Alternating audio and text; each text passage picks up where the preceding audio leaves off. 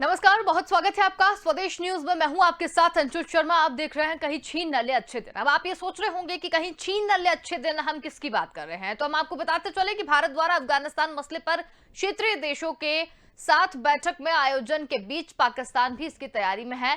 पाकिस्तान ने कहा कि अफगानिस्तान मसले पर बातचीत करने को लेकर वो अमेरिका, चीन और रूस के सीनियर डिप्लोमेट्स की मेजबानी करेगा।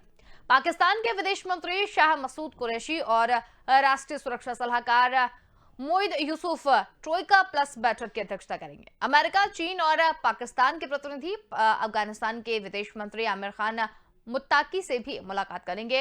एक रिपोर्ट्स के मुताबिक 10 नवंबर को मुत्ताकी इस्लामाबाद पहुंच रहे हैं। ये वार्ता ऐसे समय पर हो रही है जब भारत ने पाकिस्तान मसले पर कई देशों के साथ बातचीत की है और इस बैठक में पाकिस्तान और चीन को भी बुलावा भेजा था, लेकिन दोनों देशों ने आने से इनकार कर दिया।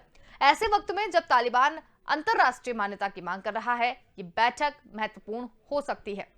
हालांकि पाकिस्तान ने अब तक तालिबान सरकार को मान्यता नहीं दी है, लेकिन तालिबान शासन को मान्यता दिलवाने के लिए लगातार फ्रंट फुट पर खेल रहा है। रूस और अमेरिका जैसे देश तालिबान को मान्यता देने में कोई भी जल्दबाजी नहीं करना चाहते हैं और इन देशों ने कहा है कि जब तक तालिबान अपना वादा पूरा नहीं करता तब तक मान्यता की बात यहां पर नहीं की जाएगी। और इस बैठक को लेकर पाकिस्तान के अधिकारी का कहना है कि ट्रोइका प्लस अफगान अधिकारियों के साथ जुड़ाव के लिए एक महत्वपूर्ण मंच है और ये समावेशी सरकार के लिए समर्थन के वक्त करेगा। और हम अफगानिस्तान में मानवाधिकारों और विशेष रूप से महिलाओं के अधिकारों की सुरक्षा पर बातचीत करेंगे।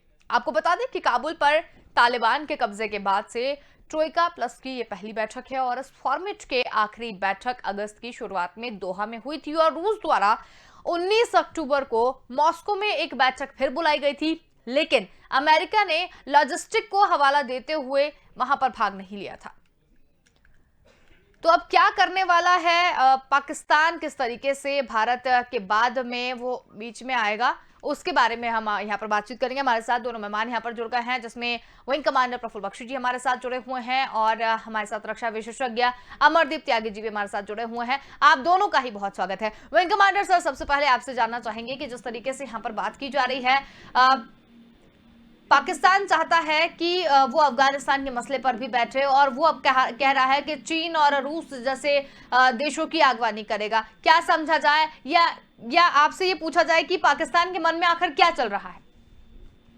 देखिए अंशु जी, आपके प्रोग्राम में आने का बहुत हार्दिक हर्ष है।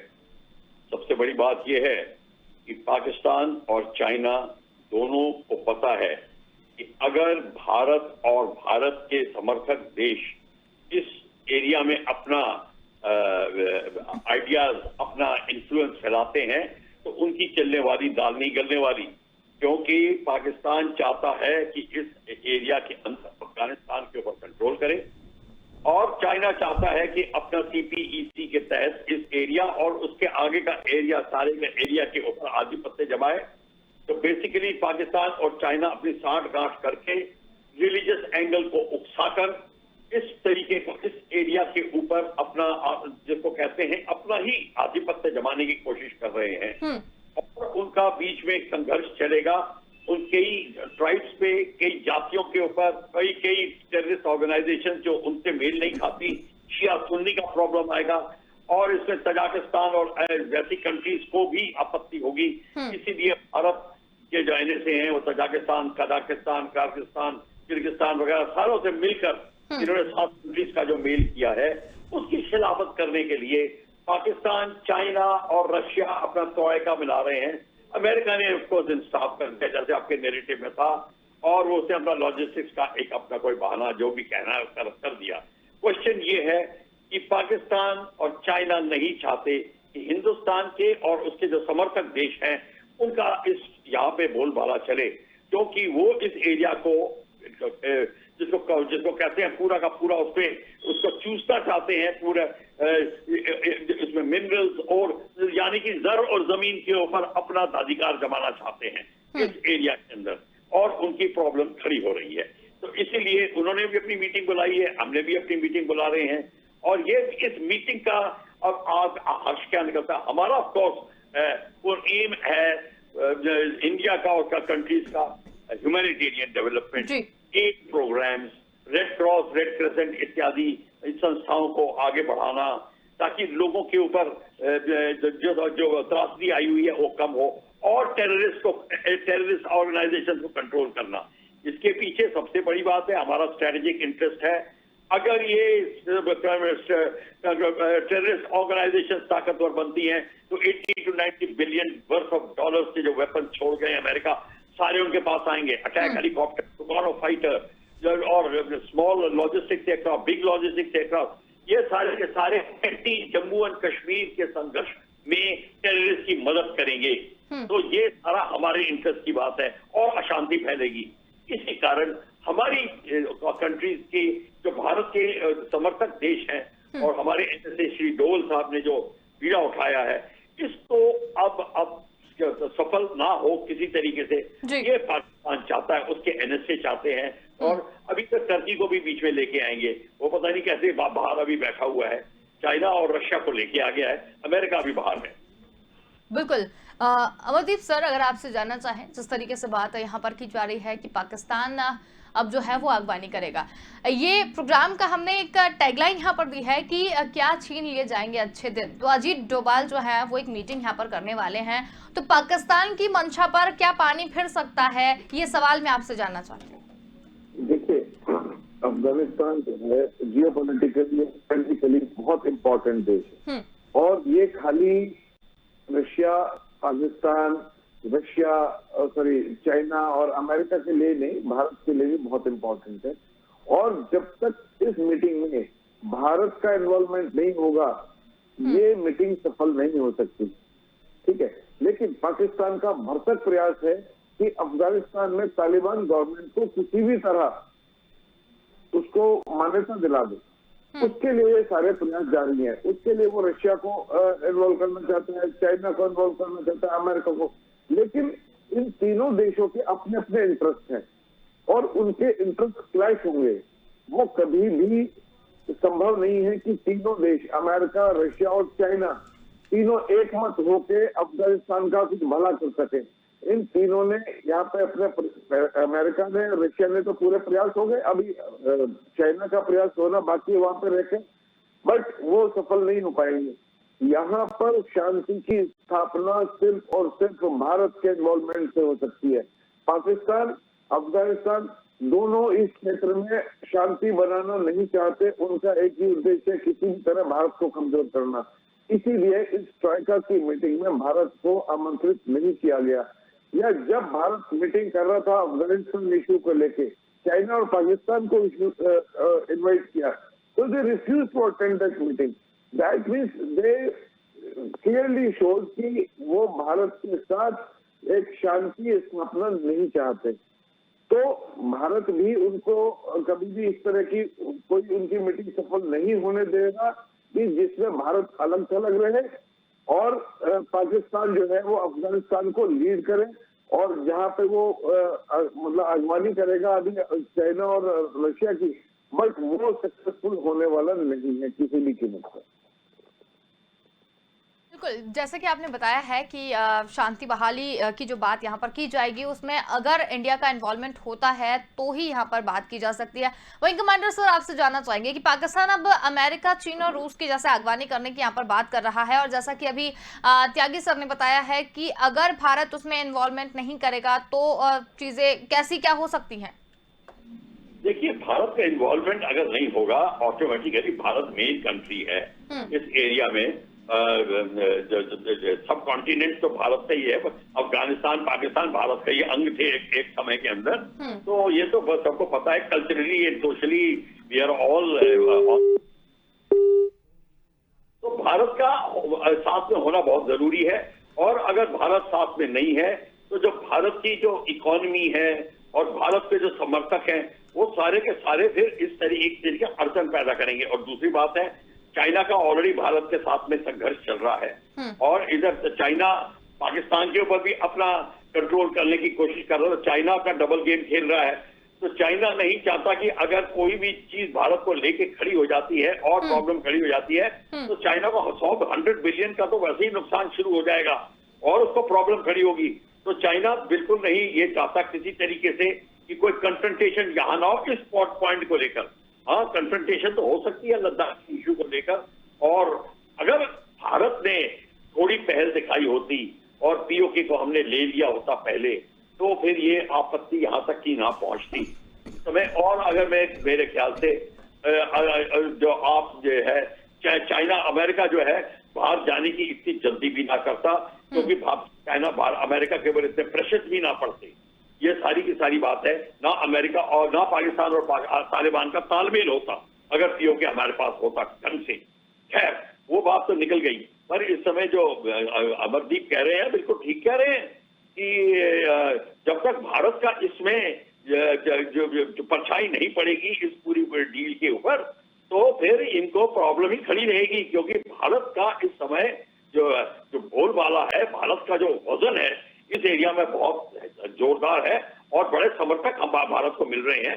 जो सारे के सारे CAR रिपब्लिक की कंट्रीज जो हैं, तजाकिस्तान, उज्बेकिस्तान, किर्गिस्तान, जिसके नाम लिए हैं, ये सारे 7 कंट्रीज जो अगर आपके साथ मिल रहे हैं, और भारत बांग्लादेश को, नेपाल को, भूटान को भी लाने की कोशिश कर रहा है, तो ये सारे के सारे देश जब एक साथ मिलकर बात करेंगे, तब अमेरिका से अपने आप ही पता चल गया है कि उसको डालने की, और रशिया भी चाहता है कि कोई खास वो ऐसा सिचुएशन में ना फंस जाए जहां से वो निकल ना सके, तो रशिया नहीं कहेगा किसी तरीके से, तो रह गया अकेला चाइना और पाकिस्तान।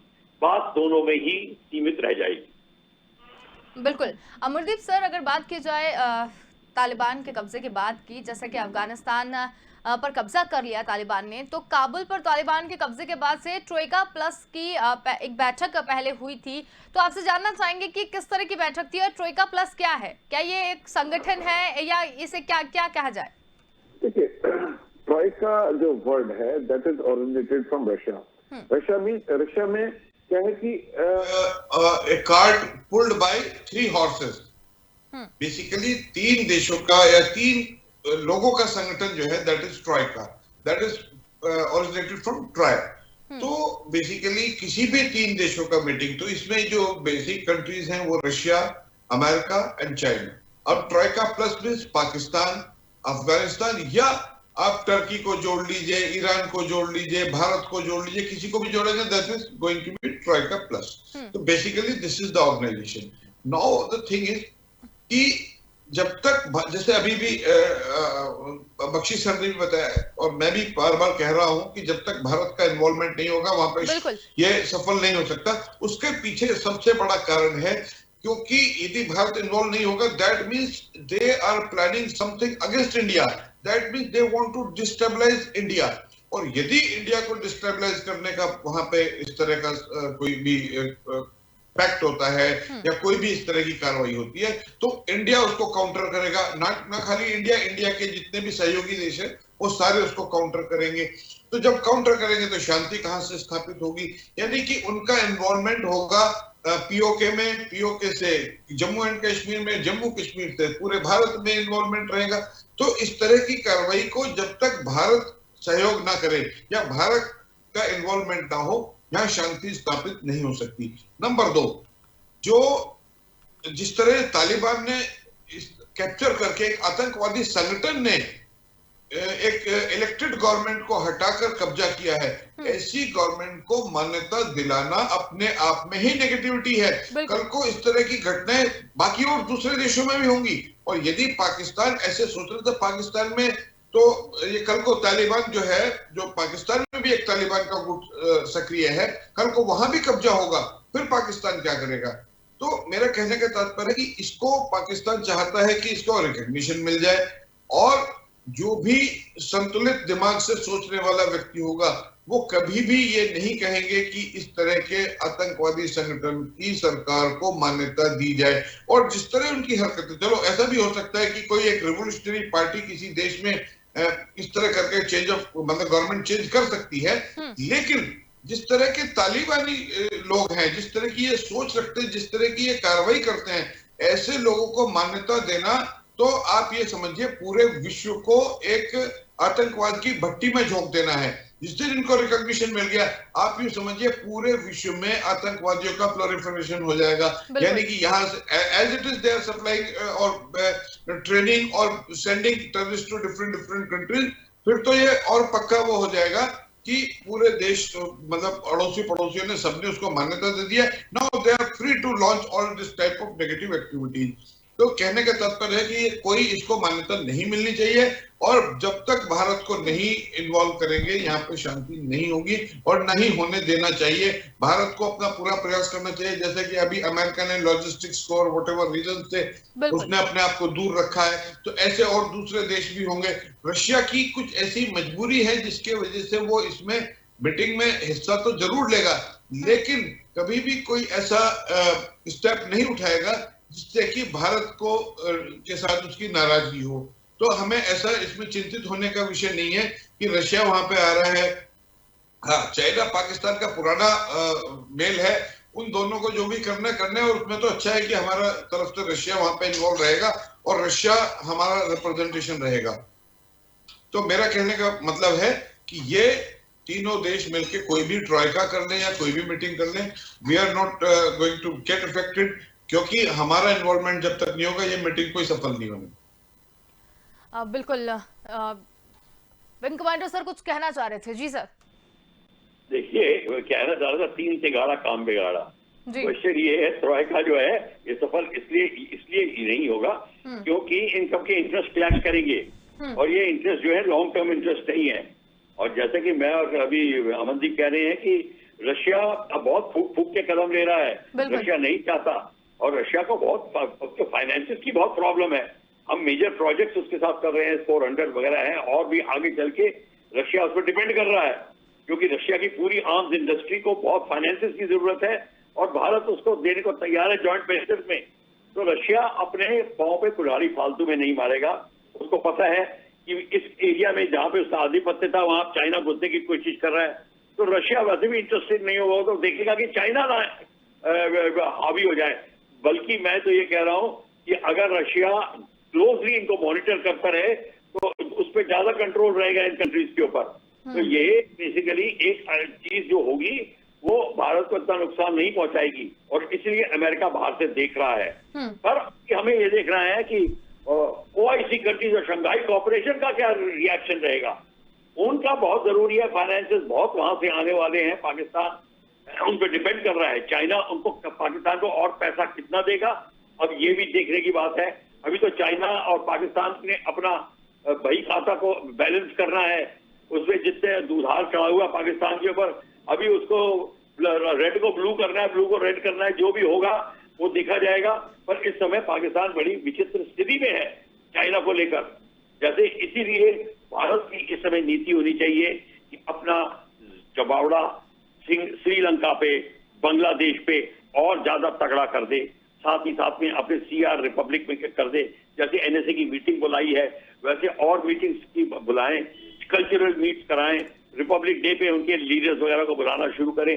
ये सारा का सारा जो है अब हमको करना पड़ेगा। एक किस्म से इस एरिया की एक जिसको कहते हैं लीडरशिप भी भारत को लेनी पड़ेगी। इस एंगल से development of peace and cooperation Indian union जैसे बन रही है, अब उन सब कंट्रीज को बिल्कुल। चलिए, बहुत धन्यवाद, आप हमारे साथ जुड़े और इस पूरी चर्चा में हमारे साथ यहाँ पर शामिल हुए। तो और फिलहाल के लिए इस बुलेटिन में इतना ही। देखते रहिए स्वदेश न्यूज, क्योंकि सबसे पहले देश।